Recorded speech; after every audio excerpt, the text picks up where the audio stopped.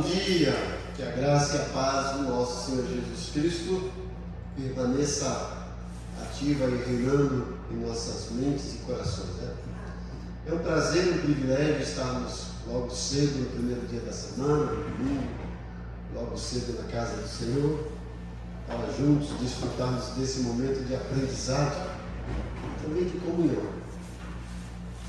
Vamos então orar, agradecer a Deus por estar aqui e pela oportunidade de crescer no conhecimento da palavra dele, certo?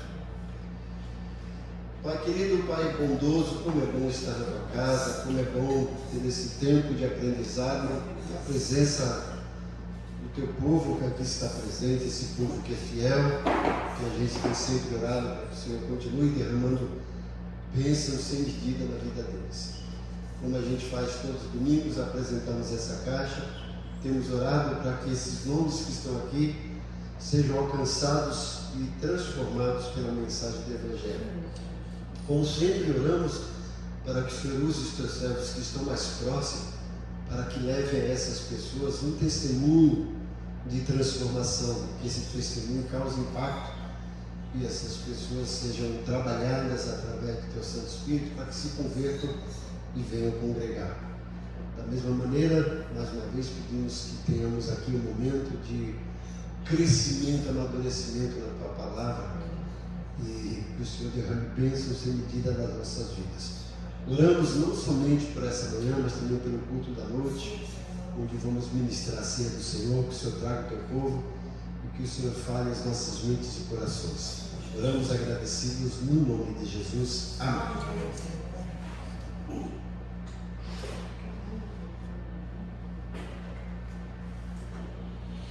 Dando sequência, gente, ao nosso estudo, estamos aí na página 7, é isso? Pastor Kleber, na semana passada, deu continuidade e aí falou da terceira maneira da gente crescer no caráter, né? Que é crescer de forma formalmente, né? Intencionalmente nós detectarmos alguma área da nossa vida que precisamos crescer, se desenvolver e entregar isso na mão de Deus. Pedir que o Espírito Santo nos mostre onde Ele quer que cresçamos e trabalhar nessa área, né? Uma coisa importante que eu digo, que Deus tem sempre um processo na nossa vida e Ele jamais vira uma página desse processo sem que a gente aprenda uma lição. Então a gente precisa estar atento aos sinais. Por isso que é bom congregar, ouvir a palavra de Deus, né? Os próprios louvores falam ao nosso coração. Mas quando eu percebo que algumas coisas se repetem com constância na nossa vida, é um sinal de alerta. Opa, que lição Deus quer que eu aprenda aqui? Às vezes, quando a gente não tem paciência, é explosivo, Deus vai permitir situações para que a gente desenvolva o nosso caráter e cresça nessa área. Então é muito importante estar atento à voz do Espírito Santo, às orientações, né? Por isso que é bom a gente ter o nosso contato diário com a palavra de Deus, através da oração, da leitura bíblica, dos devocionais. Não sei se vocês têm percebido, né? Nós estamos numa sequência dos devocionais do livro de Salmos e eu faço questão de sempre ler com vocês aquele texto do Salmo, o Salmo do dia, porque às vezes a gente vai deixando e acaba chegando no final do dia, a gente não leu a Bíblia, não orou, então faz aquela oração mecânica. Então é importante nesse processo e se deixar permitir transformar. Então a semana passada vocês fizeram esse questionário ali, na página 7, com 5 questões. Não estou crescendo, pelo contrário, tenho regredido em minha postura como cristão. É uma coisa para a gente pensar. Então, aí aqui, número 1, não estou crescendo, minha vida é uma rotina, ou minha vida é dominada pela tirania do urgente, não me deixando tempo para crescer. Às vezes a gente vive essa rotina. Número 2, estou crescendo um pouco, mas não tenho tempo para refletir e pensar sobre como poderia ou deveria estar crescendo mais. 3, estou crescendo, mas não no ritmo que gostaria. Opa, isso aqui já está melhorando, né? 4, estou crescendo bastante. Minha vida e ministério estão realmente mudando. Veja que eu coloquei vida e ministério. A pessoa, mas eu não tenho ministério. Opa, então você não entende o que Deus quer na sua vida. Todos nós temos e precisamos desenvolver esse ministério. Estou crescendo muito, com um grande sentido de aventura e maravilha sobre o que Deus está fazendo, né? O nosso desejo é que acontecesse aqui o item 5, né? Todos nós, né? Mas do 3 para frente já está melhorando. Então vocês fizeram essa semana passada, o pastor Kleber terminou aqui, está um grupo, ou pelo menos uma pessoa com a qual possamos manter esse tipo de relacionamento. É super importante para mantermos o ritmo de crescimento em nossas vidas espirituais. Muitos de nós carregamos problemas sérios porque não temos companheiros com quem compartilhar, companheiros que também se abram conosco. Então é importante, gente, por isso que é fundamental a questão da gente congregar e ter regularidade nesse congregar, porque eu falo que Deus trabalha com a gente, pelo Espírito, pela Palavra e pelo povo, os irmãos, né? Ele vai usar os irmãos para trabalhar, para nos edificar. Então a gente precisa disso. Quando a gente compartilha, congrega, a gente precisa ter isso e ser maduro o suficiente para entender as coisas que às vezes tem dificuldade na nossa vida, na vida do irmão. E nós vamos crescendo. E aí, Tiago 5,16 é um dos mandamentos mais ignorados e negligenciados da Bíblia. Diz lá na versão NVI, né? Portanto, confessem os seus pecados. Aí eu coloquei um adendo aí, né? Problemas, necessidades, falhas, uns aos outros, e orem uns pelos outros para serem curados.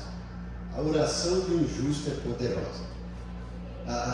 O meu desejo, o meu sonho é que a gente tivesse esse grupo. Nós estamos começando um trabalho aqui com jovens e o lema é isso, né? Nós estamos aqui um grupo blindado. Tudo que nós tivemos até reunião ontem, tudo que a gente comentar aqui vai ficar aqui. E se mesmo aqui no grupo, se tem alguma coisa que vocês ainda não têm liberdade de compartilhar, depois a gente fala. Então ontem nós tivemos em casa, a pessoa ficou lá conversando com outra pessoa, resolver, e é isso que a gente espera, né? De ter esse grupo em que a gente tenha realmente liberdade de chegar assim, olha, eu passei uma semana horrível, olha, eu queria fazer isso, eu queria pegar o meu chefe, esganar ele, eu queria pegar o meu vizinho, jogar uma bomba na casa dele. Ter liberdade para se abrir, e para aquele irmão não ficar, misericórdia, o que é isso? Não vai orar não. Aquele irmão entende, opa, tem uma alerta, eu preciso ajudar, o que eu posso fazer? Vamos orar, né? É isso que a gente precisa. Mas às vezes nós somos tão rápidos em julgar e condenar. Quando o irmão falar isso aqui, opa, vai pro banco, é falta de oração, precisa estar em disciplina, é a primeira coisa que a gente fala, né? E nem entende exatamente o que significa disciplina, certo? Bom, isso foi tratado a semana passada, não é isso? Agora, página 8.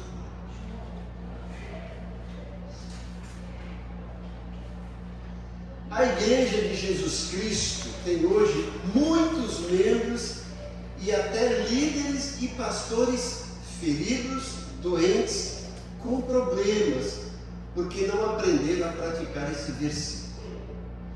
Tiago diz que seremos curados depois de confessarmos nossas falhas ou necessidades, dando oportunidades a outro para orarem por nós. Vamos pensar um pouquinho aqui nessa frase, ou nessa sentença, nesse parágrafo aqui. Vocês já perceberam? Tem momentos da nossa vida que a gente tem que procurar um psicólogo, né? Infelizmente tem crente que não entende isso, acha que isso é falta de oração, e é pecado. Não, o psicólogo é um profissional que treinou para isso. Mas você percebeu, quando a pessoa vai no psicólogo, ela fala tudo, porque precisa se abrir para ser tratado. Mas na igreja, infelizmente, ela não tem essa liberdade. Por quê? Às vezes vai falar e ficam, né? E principalmente, gente, quem é líder e quem é pastor. Presta atenção, visualize comigo. Chega um irmão aqui na frente para dar uma testemunho. Gente, eu preciso da oração de vocês. O meu casamento está quase acabando, a situação está difícil, eu não suporto mais, estou pensando em me divorciar. Chega um irmão da igreja e fala isso, né? Muitos já vão ficar questionando, né? Mas ainda se tolera, não é isso? Agora imagine um pastor, um mero mortal de carne e osso, chega assim: irmãos, eu queria pedir oração para vocês que o meu casamento não está bem, estou pensando em me divorciar, a coisa está difícil. Resumo, acabou o ministério dele, a igreja fala: que isso? Esse que é meu pastor? Esse cara não devia estar. Não é assim que a gente faz? Infelizmente é isso. E às vezes as pessoas nem entendem. Uma certa vez eu falei aqui alguma coisa para a igreja, né? Pedi oração e eu tinha falado que ia visitar uma igreja, que ia pregar, tinha sido recebido. Alguém ouviu aquilo pela metade, não entendeu e correu lá na farmácia que tem ali naquela rua aqui, essa rua principal do Quilo, a farmácia que tem ali, e chegou lá: o pastor vai sair da igreja. O camarada me conhecia, era amigo meu. Quando eu voltei, ele disse: Carlos, que isso? Você vai sair da igreja? Eu: não. Quem disse isso? Não, viu uma pessoa aqui da sua igreja disse que você falou domingo que ia sair da igreja. Olha aí, gente, você vê como são as coisas. Remédio estragado. Foi lá, né? Ele estava precisando do remédio, né? E se o rapaz não fosse um amigão meu mesmo, ele me considerava e falava assim, o cara falou, ele ia falar assim, ia pagar: olha, aquela igreja está com problema, o pastor já está querendo sair de lá, né? Mas graças a Deus não falou para ninguém, me procurou. Como são as coisas da gente? Então a gente precisa entender e ter maturidade para crescer. Porque o mundo está cheio de pessoas que querem passar a rasteira e derrubar, né? Mas a gente tem que estender a mão e levantar. Aí nos faz lembrar da parábola do bom samaritano. O camarada estava lá precisando de ajuda. E quem foi que negou ajuda? A Bíblia diz: o sacerdote no Levita, líderes religiosos. Quem que ajudou? Alguém que menos era esperado. O publicano, que era considerado como pecador, como um zero esquerdo. Então nós temos muita gente que passa de lado, não fala nada, outros que condenam, mas poucos que levantam a mão. O meu sonho de igreja era isso, ter uma igreja madura a esse ponto. Porque muita gente que se diz espiritual está detonando os outros aí. Infelizmente, né? Bom, vamos aqui para um exercício aí na página 8, número 4. Autoavaliação do nosso caráter cristão. Presta atenção, gente. Autoavaliação é uma avaliação que você faz de si mesmo e está dizendo é do nosso, não é dos outros. Isso é interessante para a gente pensar, porque nós somos peritos em avaliar os outros, mas um fracasso em avaliar nós mesmos. Mas vamos pensar um pouquinho. Pense por alguns minutos sobre a ênfase que sua igreja dá ao desenvolvimento do caráter de seus membros. As cenas seguintes indicam uma negligência desse campo que acontece em muitas igrejas. Agora, marque um X cada cena abaixo que é comum em sua experiência. Pense em você na igreja, né? É avaliação sua, tá? Não vou pedir para você compartilhar, mas pense a respeito disso. Mas a gente vai fazer uma autoavaliação depois, uma avaliação coletiva, melhor dizendo. Você vai marcar um X cada vez que isso realmente acontece com você no nível de igreja. Olha lá. Quando o membro da igreja não está causando problemas, nem os compartilhando, ninguém se preocupa em ajudar no seu crescimento. Perceberam isso? Vou ler tudo e depois a gente volta, tá? Número 2. Quando o membro da igreja assiste fielmente às reuniões, supõe-se que ele está crescendo. 3. Quando o membro da igreja cai em pecado, é posto debaixo de disciplina até demonstrar que não está pecando mais. E depois eu gostaria de trabalhar bastante nesse item. Ninguém o aconselha, nem o acompanha na luta de ganhar a vitória nessa área de sua vida. 4. Um membro da igreja quer crescer em algum ponto de sua vida cristã, mas não sabe como fazê-lo, pois sente que o pastor está ocupado demais para ajudá-lo e não sabe a quem mais pedir orientação e ajuda. 5.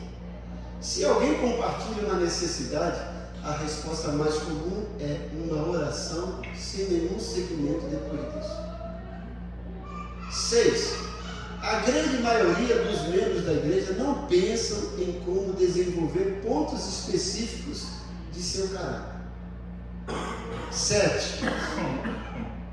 Um grau elevado na liderança ou hierarquia da igreja dificulta o encontro de alguém para ajudá-lo a crescer. Quando um pastor tem um ponto no qual precisa crescer, dificilmente admite, dificilmente procura ajuda e dificilmente encontra alguém para ajudá-lo.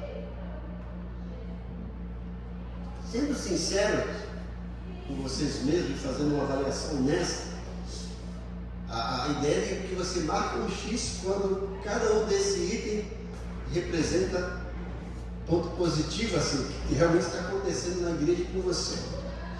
E aí a pergunta é, eu vou voltar para a gente tratar cada um. Em quantas cenas você marcou um X?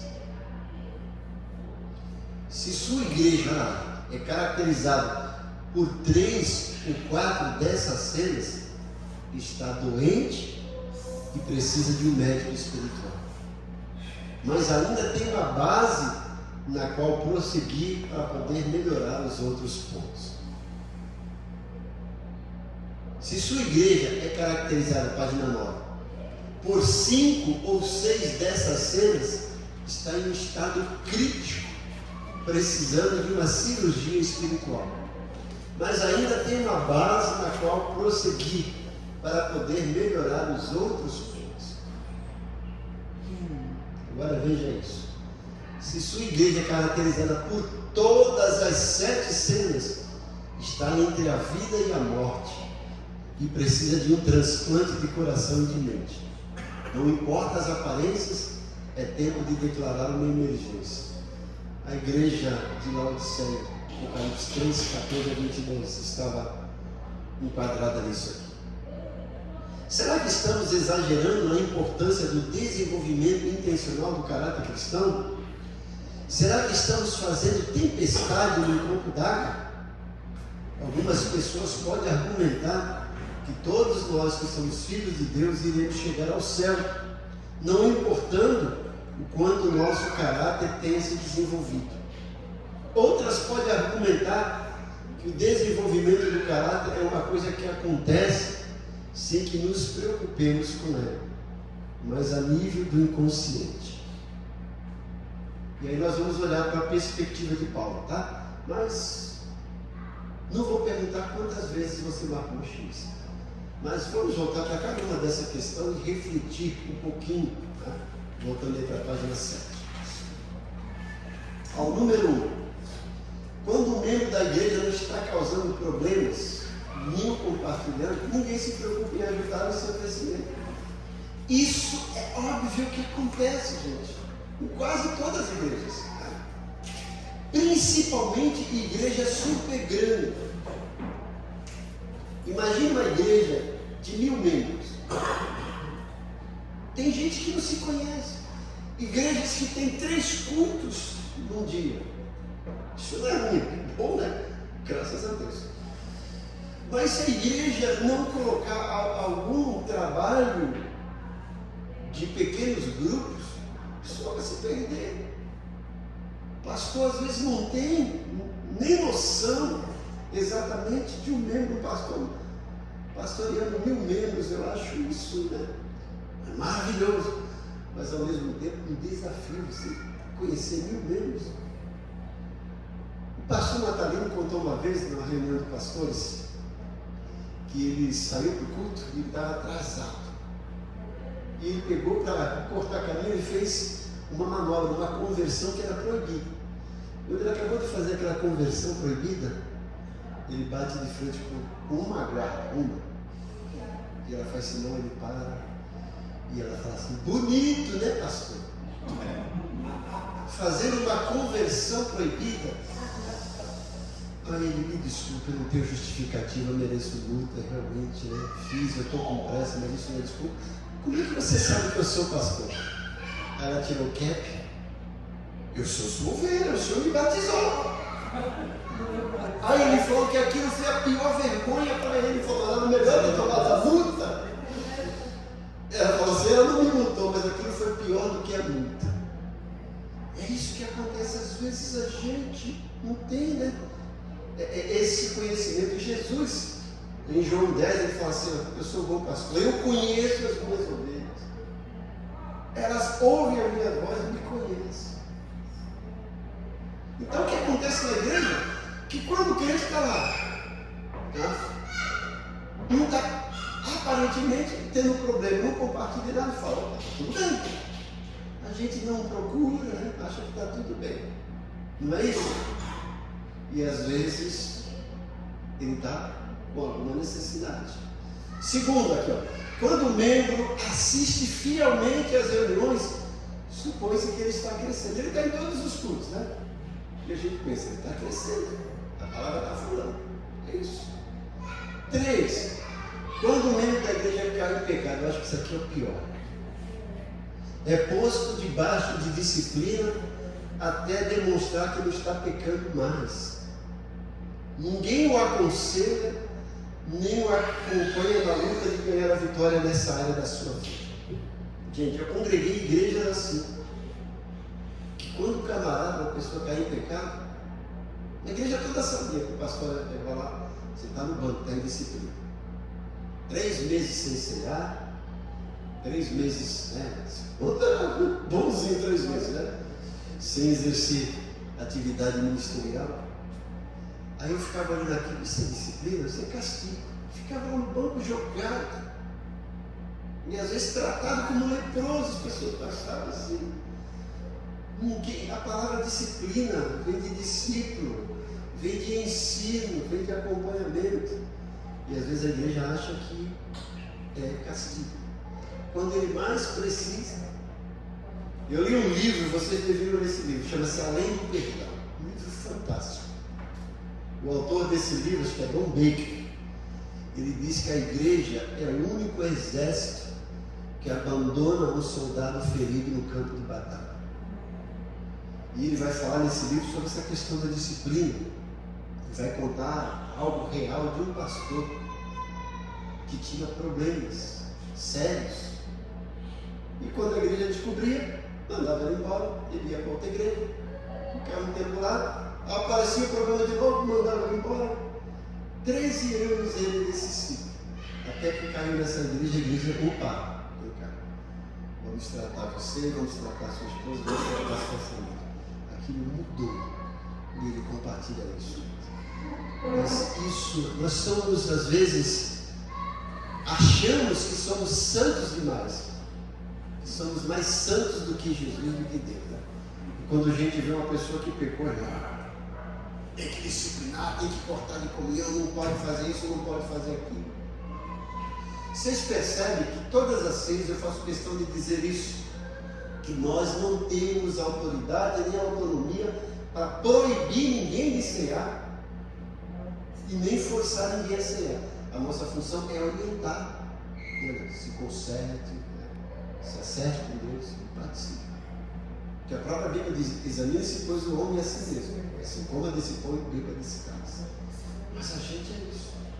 A gente acha que é super espiritual. Quando o irmão cai, a gente olha, trata como pecador, deixa lá, não vai visitar, não vai orar, não vai acompanhar. Quando a gente acompanha bem, a coisa toda. Vou contar para vocês um testemunho pessoal. E eu não sei se eu já contei aqui, eu devo ter contado em alguma ocasião. Eu frequentava uma igreja e num determinado momento o pastor ficou ruim e precisou se afastar. Eu não era pastor, esse moderador eu tive que assumir a igreja, né? E nesse período um casal de jovens que estavam namorando, estava até novo, participou da igreja, parecia que estava tudo bem com eles, né? Esse tal. Aí eles me procuraram, pastor, não. Me chamavam de José Carlos, tinha essa intimidade. Aconteceu isso, tal. A gente pisou na bola, atravessou o sinal, tivemos relação sexual. E eu falei, o que vai fazer? Falei, opa, a menina engravidou não. Falei, menos mal. Menos mal por quê? Porque a igreja não vai saber. Então, fique tranquilo, não conte para ninguém. Eu vou acompanhar vocês, eu quero que vocês me deem liberdade de questionar vocês. E a partir de hoje, não namorem sozinhos sem tiver alguém por perto. Vamos se policiar. O rapaz, eu via ele quase todo dia. Eu perguntava, como é que essa semana se comportou? A menina, eu não vi. Mas eu me comprometi, eu trabalhava na cozinha naquela época. Toda sexta-feira, às 16 horas, eu ligava para o trabalho dela e perguntava, como é que foi essa semana? Se comportaram?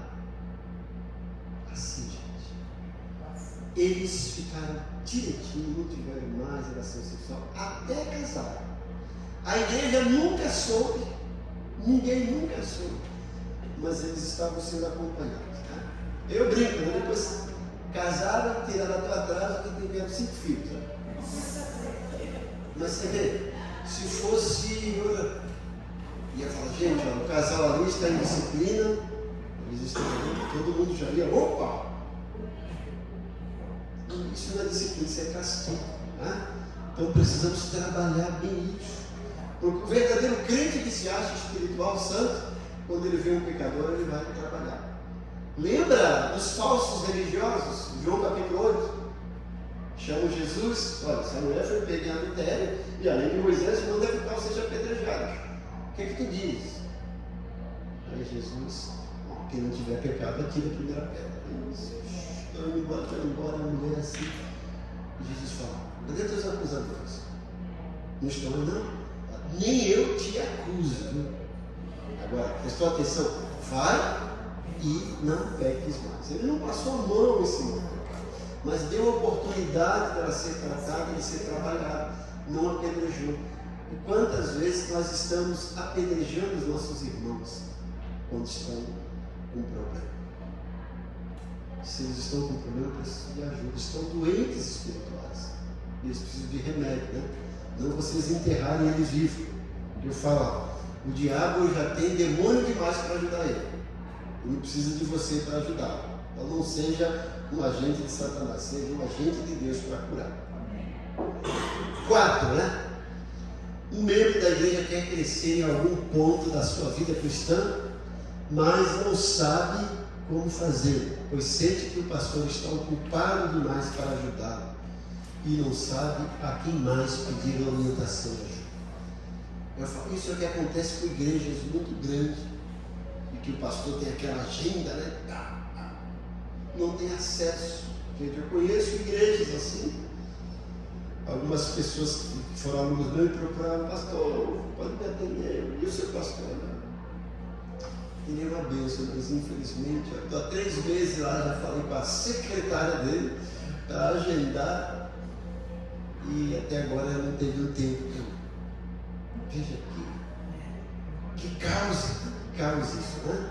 Então o cara tem uma agenda mais importante do que Deus, né? Então a gente precisa rever isso. O pastor, o líder da igreja, está aí para isso. 5, né?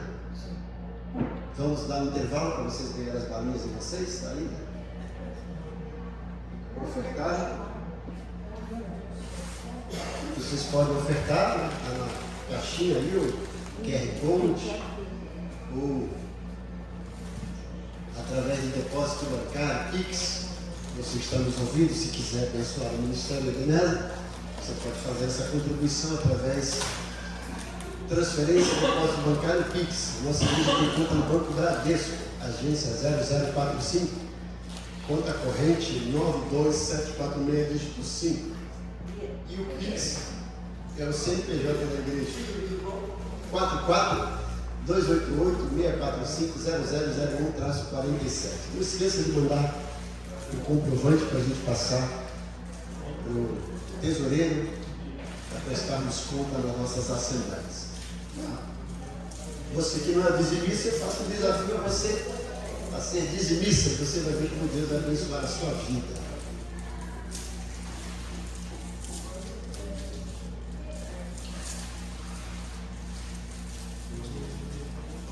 Item 5 aí, gente. Essa aula doce, né, gente? Bom, né?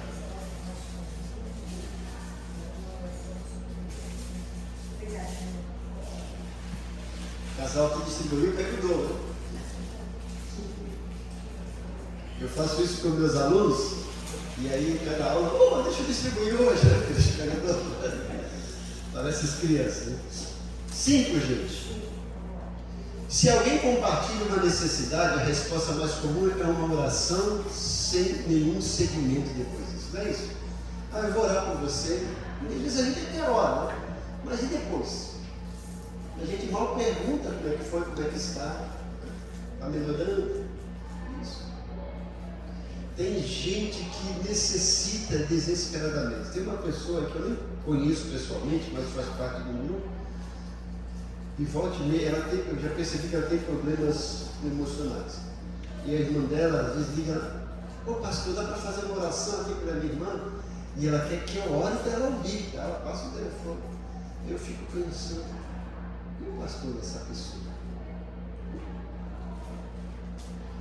Então nós precisamos fazer isso quando alguém.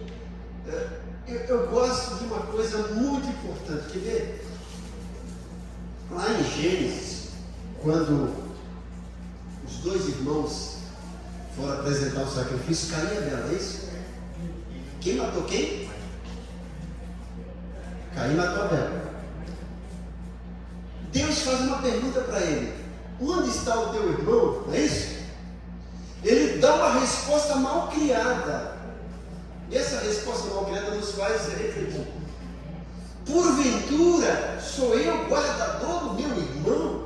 Uma resposta mal criada, mas é uma coisa para a gente pensar. Porventura sou eu guardador do meu irmão? Sim, você é guardador do seu irmão.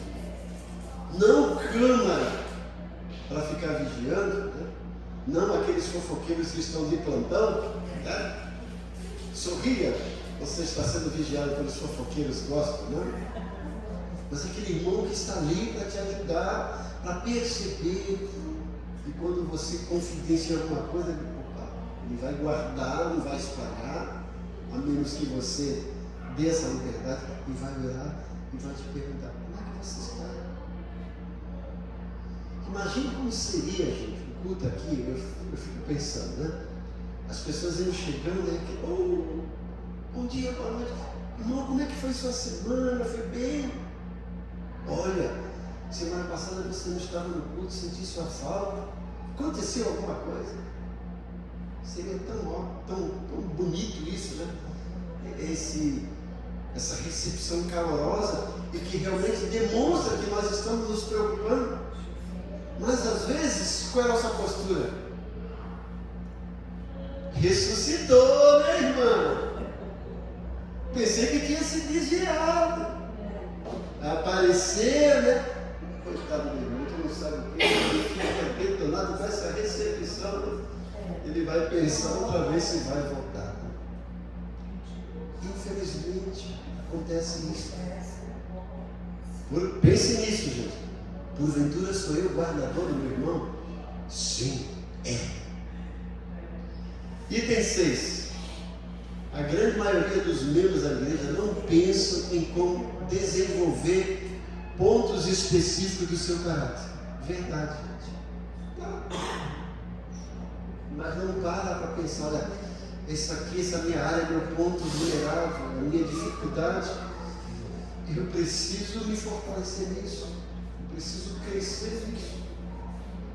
O gosto de Davi, né? Algumas orações ele fala: Senhor, me ajuda, não quero pecar contra ti. Põe guarda nos meus lábios para não pecar contra ti. A gente precisa identificar qual é o nosso calcanhar de Aquiles e pedir ajuda e trabalhar aqui. Porque se a gente negligencia, a gente nunca vai crescer, nunca vai desenvolver e tal. Nós estamos aqui vivendo uma espécie de estágio para sermos cidadãos dos céus. Nós somos cidadãos dos céus aqui na terra. O reino de Deus já está aqui. E nós temos que viver como súditos desse reino de Deus aqui na terra. E nesse processo de estar melhorando, estar crescendo. 7.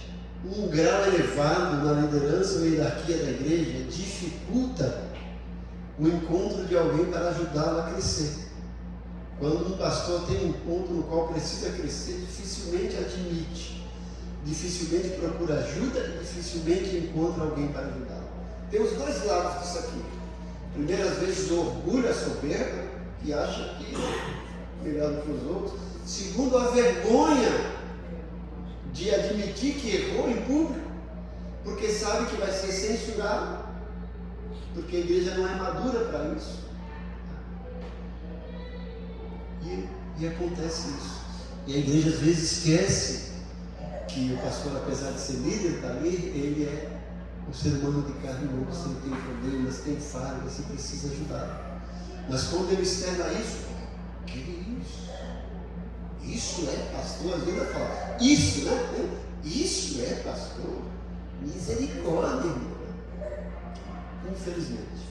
E é por conta disso que muitos pastores estão enfrentando problemas na área emocional.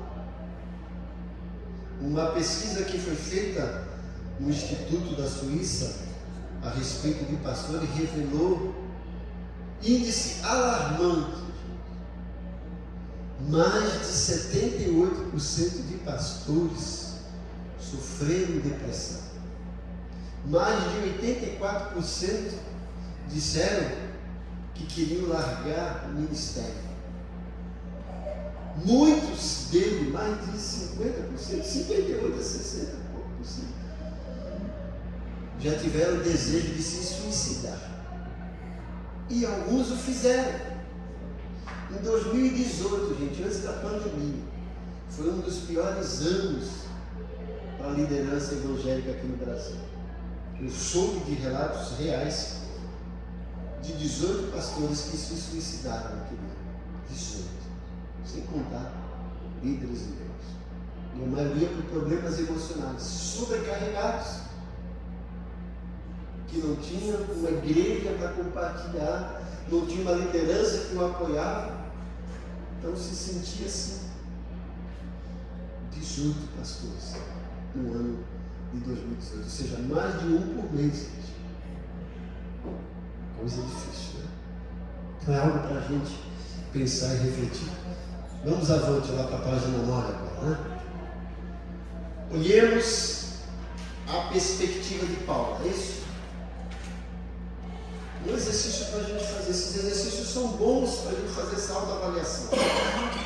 Sublinhe as palavras que indiquem, ou que indicam a seriedade com a qual Paulo enxerga o desenvolvimento do caráter de Cristo. Veja Gálatas 4,19. Eu gosto desse texto. Meus filhinhos, novamente estou sofrendo dores de parto por causa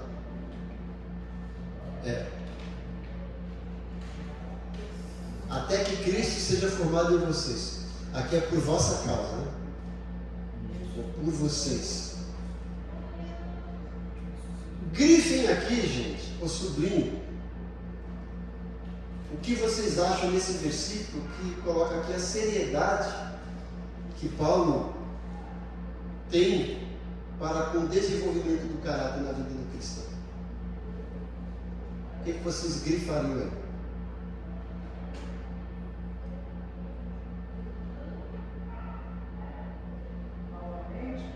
Oi? Você colocaria novamente? E por que você colocaria novamente? É tipo, aconteceu e está novamente acontecendo coisas que não deve. Se a gente fosse maduro, não deve. Que nem tipo pecar. Já pecou aquilo. Sabe que é pecado, vai e peca de novo. Aí, pô, é triste, né? Você fazer a mesma coisa novamente. E esse texto está falando isso, sobre o pecado novamente? Mas ele está triste com alguma coisa que nós E vocês acham que ele está, você acha que ele realmente está triste? Está vendo? Eu estou falando isso para você pensar, tá? tá. Vamos pensar. Nesse versículo aqui mostra que ele está triste? Ou ele está querendo ensinar algo, alguma coisa boa, não é? Você acha que ele está querendo ensinar algo nesse versículo? Sim. O que você acha que ele quer ensinar? E a gente não tem que fazer a mesma coisa que a gente anda fazendo. Será que é isso mesmo? Veja quantas perguntas eu estou fazendo. Porque uma pergunta leva a outra para a gente refletir. Sabe por que é bom isso? Porque a gente olha e já... Opa, mas eu não pensei nisso. Mais alguém? A Márcia colocou novamente. E tem uma questão desse novamente aí também. Sofrendo. Oi? Sofrendo. Sofrendo. Por que Paulo está sofrendo? Por causa dos irmãos. Oi? Por causa dos irmãos. Por causa dos irmãos. Então isso mostra que é uma seriedade, né? Quem mais? Mais alguém aí? Quer opinar? Bom, um pouquinho que eu li aqui. Tu leu só um pouquinho isso aqui? Não, eu disse que primeiro. Lê mais então. Eu tô calmo, eu não tô nervoso. Vamos lá. E assim, eu me faria também, novamente, mas novamente sou sofredora de parto. Então, assim, o que dá para entender é que, além de ser uma coisa repetitiva, a gente vê uma preocupação de Paulo porque ele está longe, ele gostaria de estar lá para ajudar de uma outra forma. Então, eu acho que a preocupação dele maior também é essa, tipo assim, eu não estou aí para ajudar, mas eu estou tentando te ajudar de longe, mas eu gostaria de estar aí para ajudar pessoalmente. A preocupação dele, eu vejo como um tom de preocupação. Mais alguém aí, gente? Ou ninguém, os outros aqui não grifaram nada, mas tudo bem. Ou como aquela pessoa que responde, nada a declarar. Gente, reflita nisso. Paulo está escrevendo para os crentes de Gálatas, da Galácia, ele diz, ó, meus filhos, primeiro Paulo está dizendo, vocês são meus filhos. Veja a preocupação dele, ele entende que aquelas pessoas merecem não apenas a consideração, mas o empenho dele, meus filhos, por quem de novo, ou novamente, sinto as dores de parto. Vamos pensar um pouquinho na dor de parto da mulher, que a mulher conhece isso. Né? É uma dor forte, mas ao mesmo tempo que dá prazer, não é isso? E depois a massa, né? Doeu, depois sai essa bebê aqui, que maravilha essa bebê. Paulo está dizendo, eu gerei vocês, por isso vocês são meus filhos.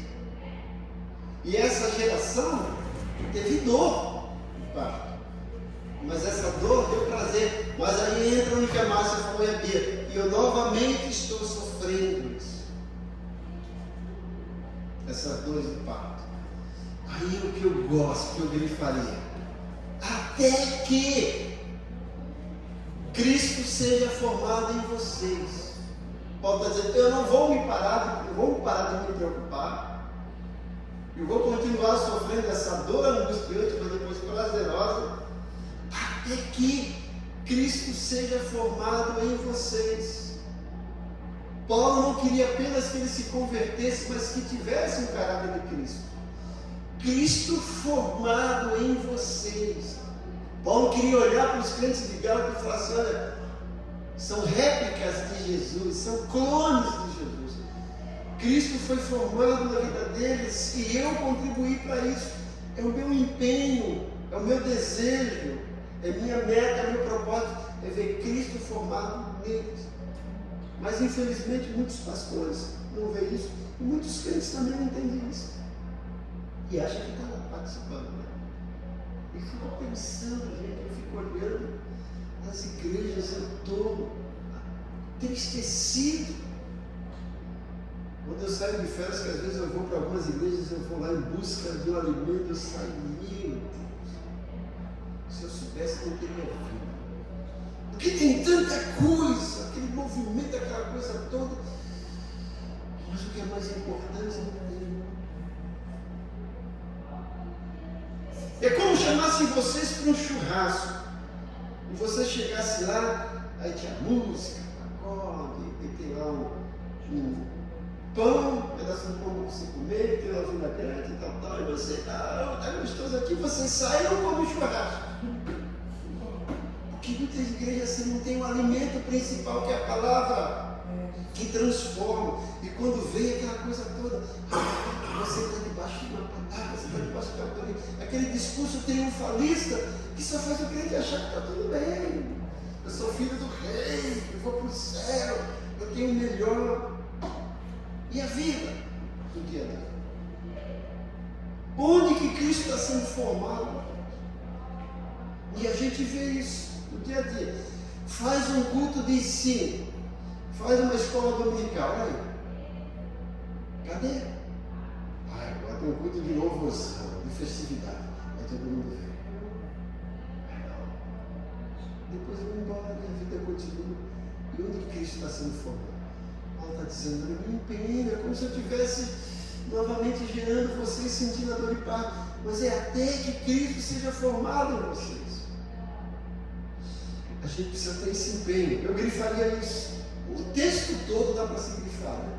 É novamente, como você falou, Paulo, novamente estou me preocupando. É uma preocupação ininterrupta. O segundo texto é Colossenses 1, 27 a 29. Cristo em vocês é a esperança da glória. Nós o proclamamos, advertindo e ensinando a cada um com toda a sabedoria, a fim de que apresentemos todo homem perfeito em Cristo. Para isso eu me esforço lutando conforme a sua força que atua poderosamente em mim. Pensem nisso, o que vocês me fariam nessa frase aí? Nesse versículo.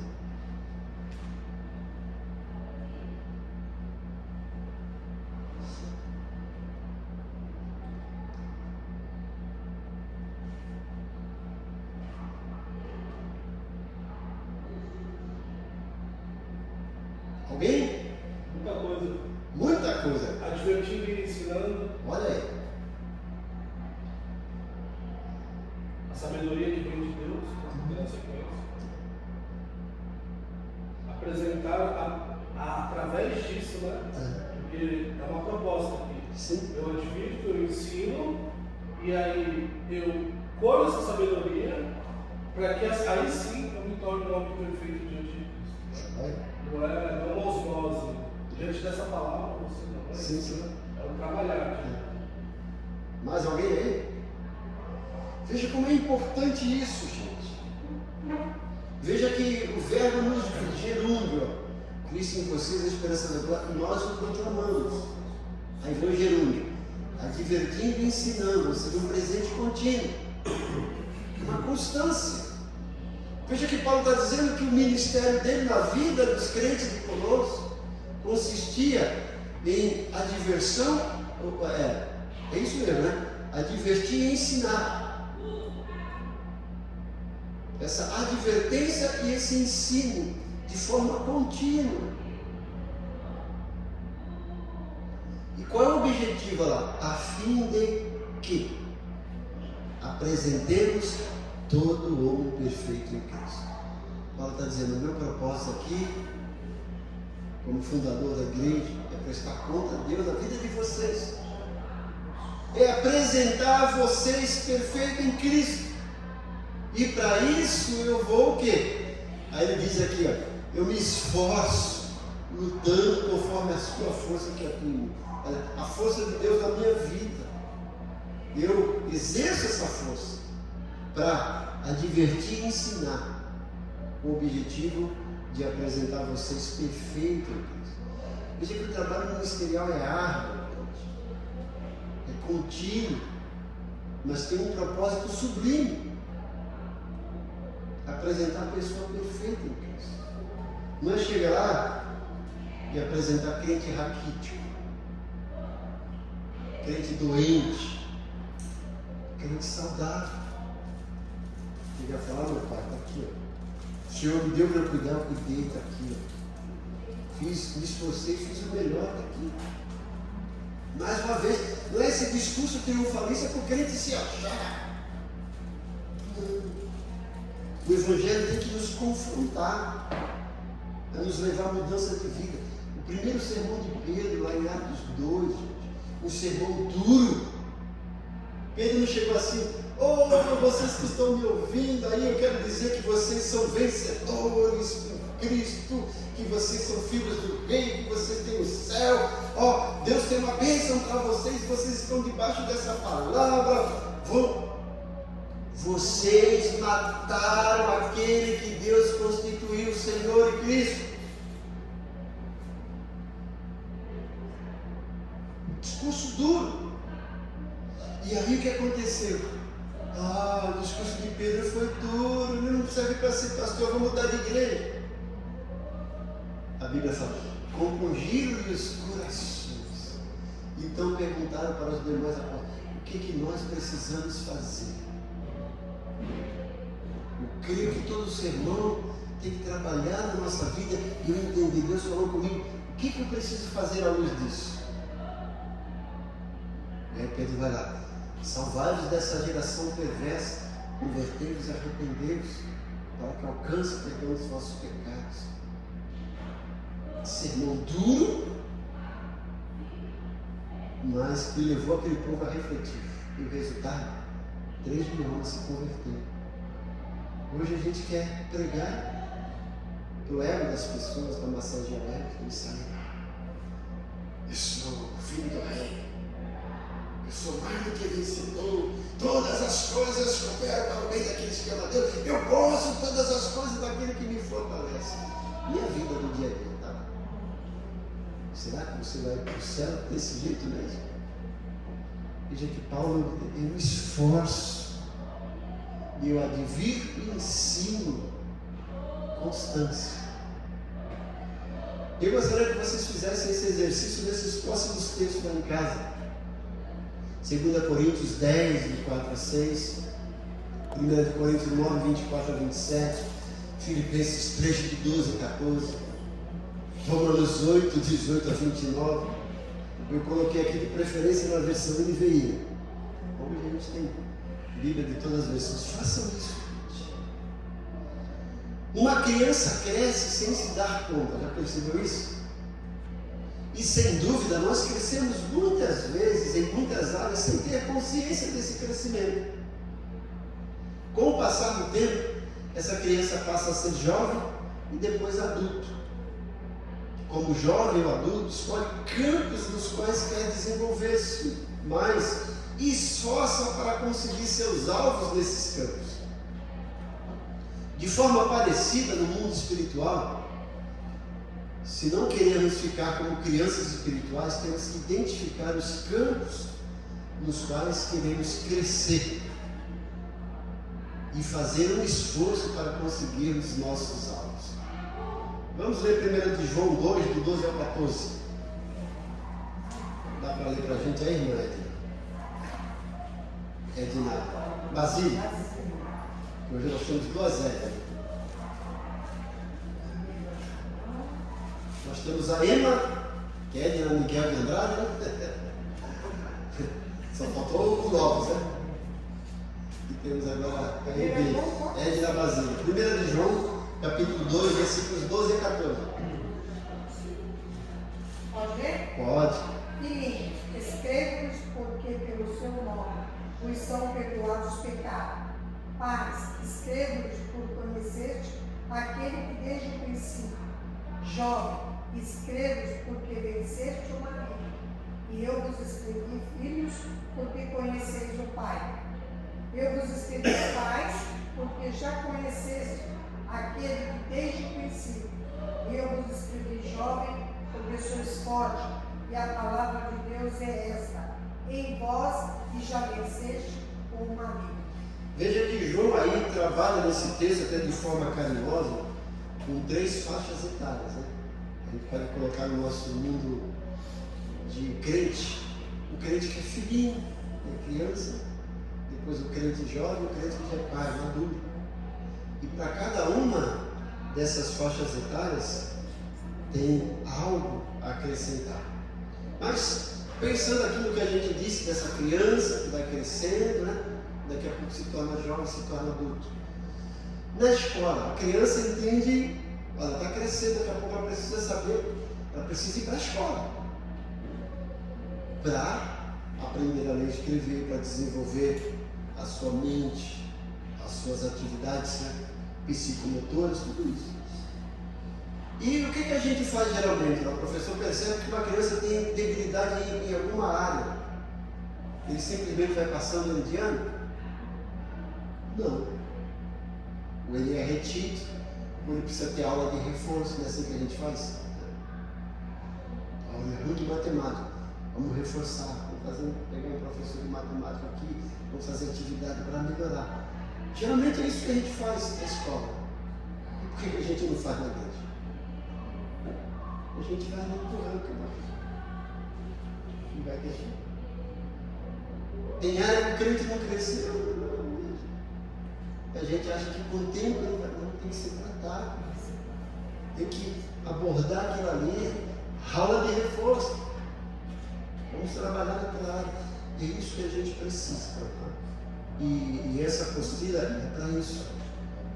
Para a gente encontrar e entender que a vida cristã não é brincadeira, não é oba-oba, não é a teologia de Zeca Pagodinho, deixa a vida me levar, a vida leva eu, não. A gente precisa entender, opa, aqui eu preciso melhorar por mim, por Deus, pelas pessoas que estão convivendo. Vou parar isso aqui, vou trabalhar nessa área, vou crescer, certo? Semana que vem, se Deus quiser, o pastor Kleber vai estar ministrando aí sobre esse processo de crescimento no caráter, em 3 passos aí. Identificar o campo no qual queremos crescer, identificar as atividades ou métodos pelos quais iremos crescer. Isso aqui é bom, prestar contas a alguém que nos encoraje, anime e apoie para atingir. Eu coloco isso aqui, gente, como a fórmula CAP, C-A-P. CAP, C, o campo que eu preciso crescer. O A, atividade que eu preciso desenvolver para crescer. E o B, de prestar contas a alguém. É importante isso, tá bom? Que Deus nos abençoe. Na semana que vem, então, pastor Kleber pega esse finalzinho da página 9 e começa com a página 10. Lembrando que hoje às 18 horas nós temos o nosso grande culto de louvor e adoração a Deus com a celebração da ceia do Senhor. Venham, participem, certo? Oremos. Deus bondoso, muito obrigado por esse período de aprendizado, que agradecemos por esse povo fiel, que valoriza o aprendizado da Tua Palavra e que investe nisso, vindo aqui na escola dominical, vindo no culto de quarta-feira para aprender. Que o Senhor continue abençoando cada um deles. Pedimos também pelo culto da noite, que estamos dando um culto marcado pela Tua presença. E agora, como sempre, terminando essa parte, pedimos que os Teus anjos nos acompanhem até os nossos lares e que o Senhor nos dê um dia abençoado na Tua presença. Nós oramos agradecidos no nome de Jesus. Que a graça do Senhor Jesus, o amor de Deus Pai e a comunhão do Espírito Santo seja com todos. Ebenezer, a igreja se importa com você.